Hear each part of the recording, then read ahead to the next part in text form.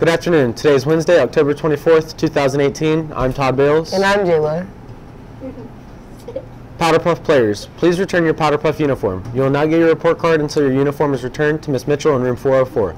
Students, please complete the student survey that is sent to your student email in reference to Red Ribbon Week. All responses will remain anonymous. All students, sign-ups for the dodgeball tournament are going on now. Please sign up in the main office and take a permission slip. All student players must meet the requirements and pay a $3 player's fee. Questions, see Ms. Babb in room 307. Wednesday, October 31st is the annual Halloween dress-up day. Staff and students are encouraged to dress up for Halloween. Number 1, the dress code still applies. Number 2, mask or full face coverings are not permitted. Number 3, face paint is permitted if a student is recognizable. And number 4, have fun. Now to sports with Chanel and Desi. This Friday is senior night for football, cheer, band, and guard. It is not only our team's last home football game, but the seniors' last game. It'll be a great time, and it's a very important game for our seniors. Come out and support. Senior night will start shortly after 6 p.m., so be sure to get there early. Love trivia, want to earn a varsity letter? Do you like pizza? Come on out and become a part of a great team. Academic Challenge is looking for you. Practice is every Tuesday from 3 to 3:45 in room 404. There will be a swim meeting today at 3 p.m. in the cafeteria. Anyone interested in swimming, please attend this informational meeting. If you missed the mandatory meeting for anyone interested in playing baseball this morning, you must attend the next meeting today at 3. The meeting will last 10 minutes, so we'll be discussing the winter training schedule. All girls interested in playing basketball must attend the mandatory grind week conditioning, 3:30 to 5:30 today and tomorrow. Trials will be Friday, 3:30 to 5:30, and Saturday, 9 a.m. to 11 a.m. Anyone interested in wrestling needs to attend this informational meeting Monday in room 217 at 3:05 p.m. They'll be introducing the new coach, going over program expectations, practice and tournament schedule, open mats, and the mandatory parent meeting date. You can also sign up for the Wrestling Remind at WCHSWRESTL. Bring workout clothes for weightlifting immediately following the meeting. Now to close with Jayla and Todd. All BPA members must attend a mandatory meeting today after school in Miss Earl's room. They will be discussing competitions, next week's trip, and Ohio State trip. See Miss Earl in 221 if you cannot attend. The next Week in Help Serve meeting will be Friday after school from 3 to 3:30 in room 313. Please see Miss Brooks, Miss Parks, or Miss Vanderpool with any questions. Happy birthday today to Natalie Aviles Torres. We continue our Red Ribbon Week videos with Part 2 Student-Led Roundtable. We will show Part 1 today and continue with Part 2 tomorrow. Please remember to be respectful to those sharing their personal stories. Hi, I'm Katie Combs, and I'm a sophomore here at West Carrollton High, and this is my story. So, there's a side of my family that's like, they're not too good, and they're kind of involved in drugs, and it's sad because they involve their kids in it, and like, growing up, my one cousin, she would always be over at our house, and she would always have sleepovers with us, and she would always spend the day with us, and she was kind of like a little sister, and it was almost like her parents like dumped the responsibility of their child on my family, and like, I'm not mad about it, like I enjoyed it, but it's just sad to like think like while she was over at our house, her parents were out, you know, doing drugs and like not being good parents. And it's just sad to see how drugs not only affect the people that are doing them, but the other people that are closely related to them. Hi, my name is Senorita Nolan, and I'm a Spanish teacher here at the high school. And this is my story. So my oldest brother, his girlfriend, well, ex-girlfriend, is involved with several drugs. It started off with marijuana and then kind of built into opioids and painkillers, which eventually led to her using heroin. And it kind of, no one really knew that she was on the drugs or involved in that. And then she one day showed up at one of my niece's sporting events. She played t-ball and she was there, and she passed out in the stands, and the police were called and child services was involved, and it was just a tragic experience for my nieces and for our family to kind of see her go through that, but also to see my nieces lose their mom while she went through rehab, in and out of rehab because she wouldn't stay, and just wrestled with that. And she ended up moving to Oklahoma to disconnect from her suppliers and that kind of thing. But it's been a really hard journey for all of us to see them grow up without their mom, and for me as their aunt to step in and have to kind of play a mom figure for them.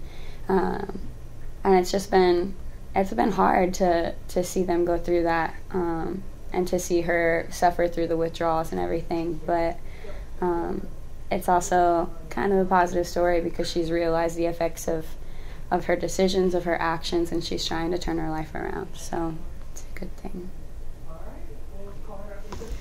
Hi, I'm Kelly Combs, and I'm a sophomore at the high school. Hi, my name is Kelly Combs, and I'm a sophomore here at the high school, and my story is about my aunt. She has a 7th grade girl, and she's been on like drugs. She started with like marijuana and then went into like heroin and more stuff. She's been to rehab before, but like every time she goes to rehab, she just signs herself out and goes back because she just can't go without the drugs. And she isn't allowed to see her daughter anymore, and when she's around like her mom, she's really mean to her mom and really like aggressive and abusive, and she's like beat her mom before. She's been in and out of jail, and when she's around her daughter, like she has to have somebody with her at all times because they don't trust her with her daughter. And it's just sad knowing that like she's only in 7th grade and like she's not even allowed to see her mom like by herself because of all the things that she does. And when she's not on drugs and she's actually like good, she's actually like a really good person, and outside of drugs she can be super sweet and nice, but when she's on drugs it's just really bad. I'm Lexi Vera. I'm a 10th grader at West Carrollton High, and my story is about my mom.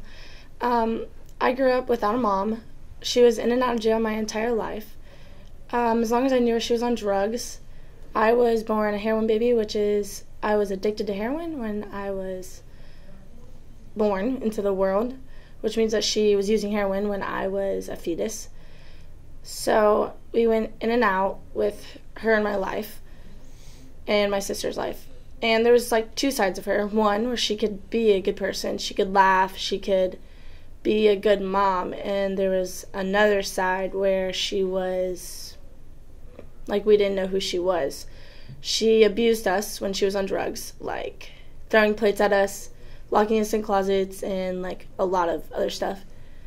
Then we eventually moved to Ohio because my dad finally got custody of us, which he was battling for custody of us for years. And then my 7th grade year, we got the call that she had died. And when my dad was telling us, you could just like see the color in his face drop. And my sister instantly was bawling her eyes out, and I just didn't really know what to do because you just don't know what to do. I need a second. I'm Cora, and I'm a sophomore at the high school. My story is about my father. He was in and out of my life, in and out of jail my whole entire life. He started on marijuana, got into heroin and meth. He was very abusive towards my mom and my brother and I as I was growing up, and he could be a good person. He just let the drugs, I guess, get the best of him. And then one day we just got the call that he had overdosed and there was no coming back from it. He's brain dead. I mean, he's gone now. Hi, my name is Nathaniel Mundy, and I am a senior at the high school, and this is my story. This story is going to start about 4 years ago, and it was at 2 a.m., and it was when my father has called me. My father called saying that my brother has passed away. He was very discouraged. He was hurt, and I knew right away that it wasn't good. What happened was my brother, he is a very avid drug user. It started out with marijuana, and he went to harder drugs like heroin, cocaine, meth, everything. And with that, he was performing a drug deal, and he did not have the money to buy marijuana. And because of that, they exchanged a few words, and It only took 2 shots, and it hit both his arteries, one in his arm, one in his leg, and he bled out, screaming help, but there was no help that could have. And because of that, we just have to deal with that. It's something that we have to live through, and it's something that replays in my head very often, as this could have been preventable. Hello, I'm Officer Osborne. I'm the SRO here at West Carrollton High School. I've been a police officer a little over 5 years. For the city of West Carrollton, a little over 3. My stories are a little bit different than theirs. They're not as personal. I'm the one that gets called to these things, and the overdoses and the drug calls, and I kind of come in and see it firsthand. So there are a couple drug stories that stick out in my mind, and there are a lot, but I'll talk about a couple of them. The first one was when we police officers got approval to start carrying Narcan, which it basically counteracts an opiate overdose. So I had gotten dispatched to an unconscious female who wasn't breathing. As dispatch is calling it in, it sounds like an overdose, but I'm not going to know until I get there. So I grab my Narcan just in case, and I go in there, and there's a girl screaming and crying and saying, "My mom's not breathing, help her." I go there, she's laying on the floor, she's purple, her lips are gray, she's not breathing, she's kind of doing like an agonal breath, which is kind of like a zombie breath. Her pulse is there, but it's very, very weak, and these are all signs of an overdose. I asked the daughter what she was taking, and she wouldn't say anything. So I get my Narcan out, and I give it to her, and in a couple of seconds maybe, the color starts returning to her face, she starts breathing again. Maybe within a minute she sits up like nothing even happened. I questioned her about what she took, and she would not admit that she took anything, but long story short, we found heroin in the trash can in the bathroom. Not a month later, I get called to the same house, the same apartment, and she did the same thing, overdosed. Brought her back, and she didn't even remember who I was, didn't realize that I had saved her once before. It was just unfortunate. The second story that stands out is I conducted a traffic stop because a car was all over the road, swerving everywhere, brake checking, just really erratic driving. So it took him a minute to pull over when I activated my lights. Eventually he pulled over, and he had a 14-year-old female in his front seat, and he was showing all the signs of an overdose. He was doing the nod, he couldn't speak clearly, and eventually he passed out completely and stopped breathing. Another unit got there with me, and we had to literally drag him out of the car around to the side of the sidewalk and call for a medic, and we opened his airways. We found heroin, marijuana, pills, all in that car. When he came out of it, I questioned him about what he had taken, and he eventually admitted that he shot up in the McDonald's bathroom here in West Carrollton and thought that he would have enough time to get to their hotel before he overdosed. So he got hit for child endangerment too, because he had a child in the car with him, putting her life at danger. So that was that one. There's one other one I got called to. When we got there, kids were trying to hide the drugs.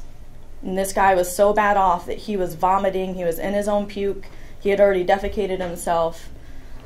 No pulse. I mean, it was bad. And what killed me was these kids trying to hide the drugs because they thought they were going to get in trouble because they called.